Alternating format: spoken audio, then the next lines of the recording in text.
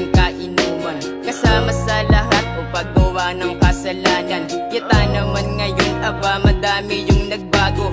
Malayo sa ngayon dahil bakante na yung kantong sumasapit ang gabing tayo lamang ang laman. May lamesang kahit na hindi madami yung pasan. Handa na ang gitara na wala naman sa tono. Yung baso parang tumagal na lang sa kada kwento. Kamusta na kayo? Kasi ako eto pa rin. Trabaho tsaka rap nagagawang pagsabayin.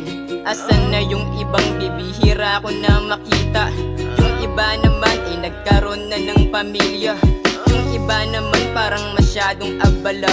Habang yung iba naman ay tila ba lumalala. Pero sana tandaan na ano man ang patunguan. Kapag nagsalubong huwag kalimutan ng tanguan.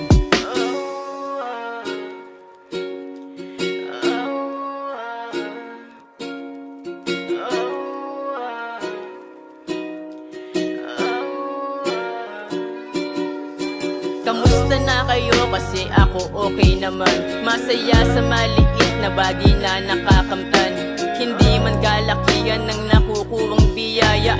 Ito tinatanggap ko nang hindi nag-aakala. Kamusta yung mga nakakasama kong sumulat?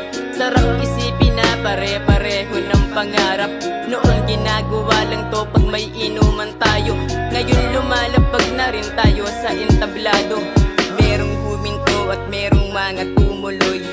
Yung iba naman inawala na yung apoy. Kahit dumating yung panahon na magwatak-watak, ay nakagawa naman ang alaalang may galak.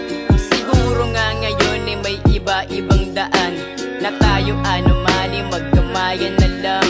Paggawa ng musika nagagawa ng mapayapa. Utang ko lahat sa namayapa ko na kuya.